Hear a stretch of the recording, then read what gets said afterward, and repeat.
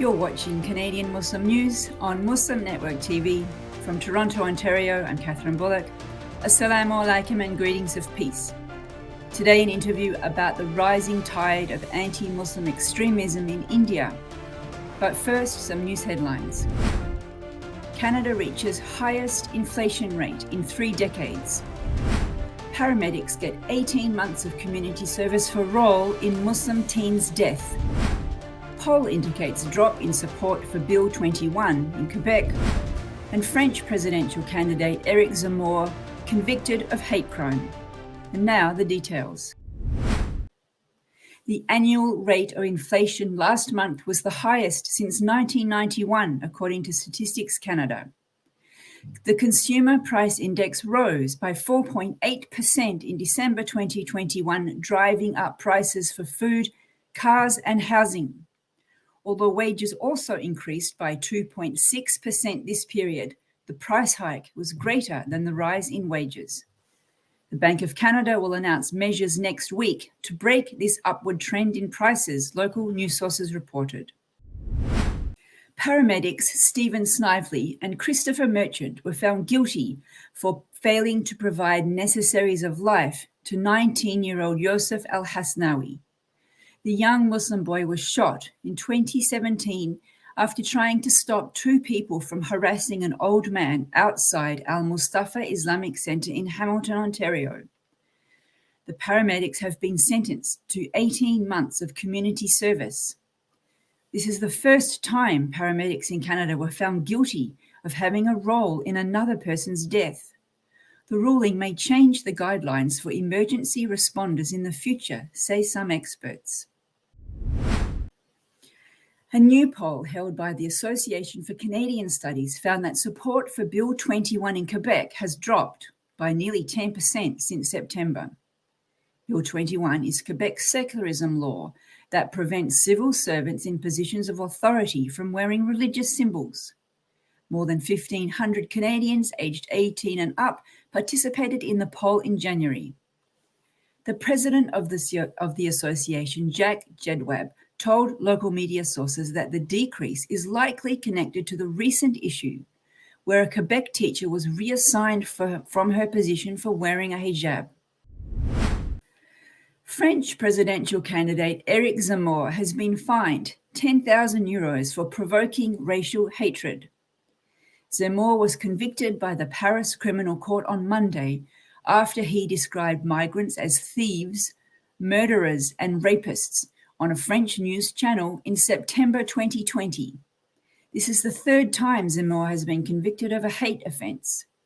Zemmour is still running at 11% in the polls ahead of this April's election. He complained on social media that his freedom of speech was being restricted. He said there was an urgent need to drive ideology out of the courts.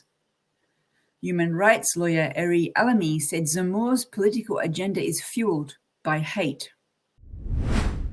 And that's it for the news. Now we're going to have an interview with someone to talk about the rising anti-Muslim hatred that is growing in India. Zahir Adil, team lead for Save India from Fascism project at Justice for All in the US. Assalamu alaikum and welcome to the show. Wa alaikum salam, Kathy, and thank you for having me on. It's our pleasure. We had in our newscast last week a story of some Hindutva leaders who were calling for terrifying things, the mass killing of Muslims, hiring suicide bombings, trying to replicate what's been happening to the Rohingya in Myanmar. Do you have a sense of what's going on in India that you can help our audience understand? Sure. There are several things that are happening in India, and what you're referring to are called dharam sansads in the local parlance, and that could best be translated as religious assemblies. And this particular religious assembly that they had was of many Hindu monks, teachers, and temple leaders that had come together for one purpose and one purpose alone, and that's to discuss the extermination of Indian Muslims. So obviously it's very, very concerning. But there are many things that seem to be going on behind the covers. I was earlier in another call where people from India are thinking that this is really a play on the political situation in India. But we at Justice for All are concerned nonetheless, specifically because of the reference that they made to the Rohingya genocide. We know how it happened, and the call at that assembly was to repeat the same model. And so it shows that they have a plan. We had on our show last week Zahir, who's the executive director of Justice for All in Canada, and you're in near the Boston area in the US from an organization called Justice for All. Can you tell us what's the relationship between your organizations and your campaigns? Sure. Justice for All in the United States is the older organization, and Justice for All Canada is its Canadian counterpart. We are technically separate organizations, and the Canadians, of course, have the independence of doing things independently of Justice for All in the United States. But we often share data, we often share ideas between the two. Um, Such as, I'll give you an example. We just did a filing for sanctions against 3 Indian extremists. And I was talking to the Canadian counterparts of looking at what vehicles are available in the Canadian legal system that they could take our filing, modify it, and then file for sanctions in Canada. So it's independent, but we are still connected. One of the things that we talked about was if this had been a religious gathering and a Muslim making this call, there'd be sort of like a global outcry in all the media. And yet I haven't seen that kind of outcry in relation to these calls that are coming out of India. What does that tell you?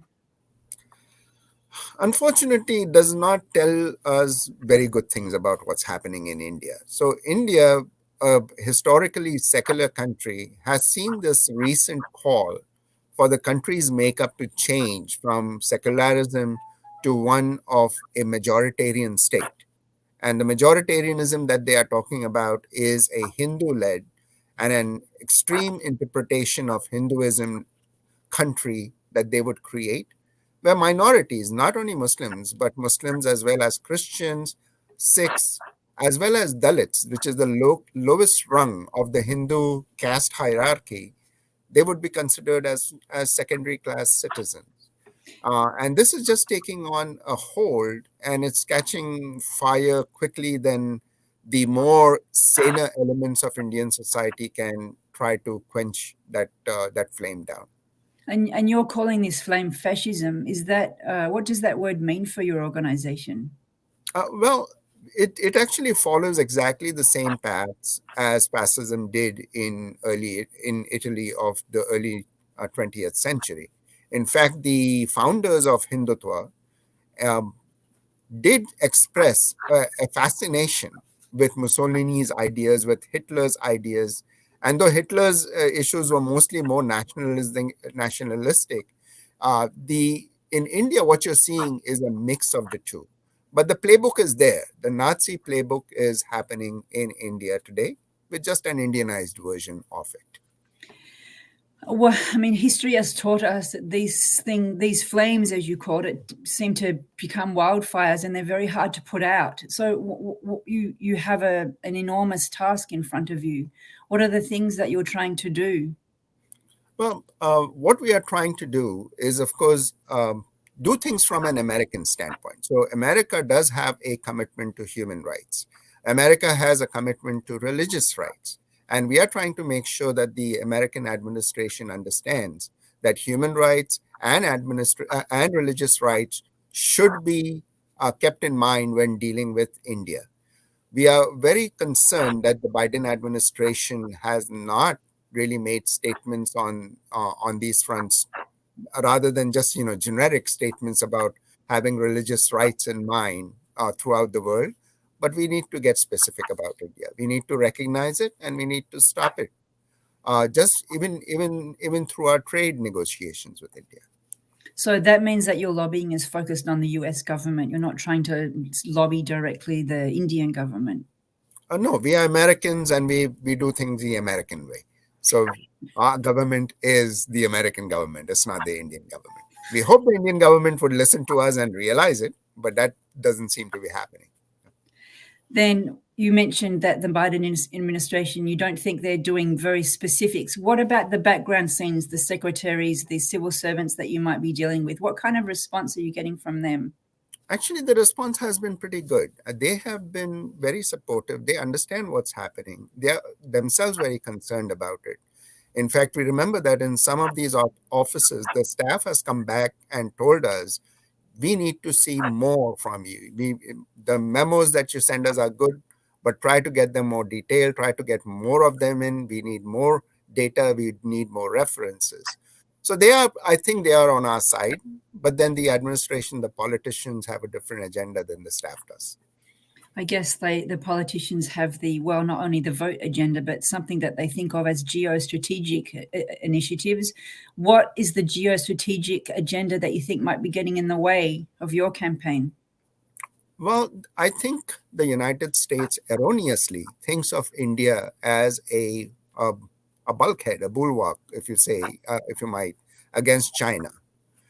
And I think that is really very concerning, because just as what we did with China before, we coddled them because of cheap manufacturing, and we allowed them to get strong economically, and we allowed them to get bold as far as what they've done with their minorities, specifically with Muslims in China, in the Xinjiang and other regions.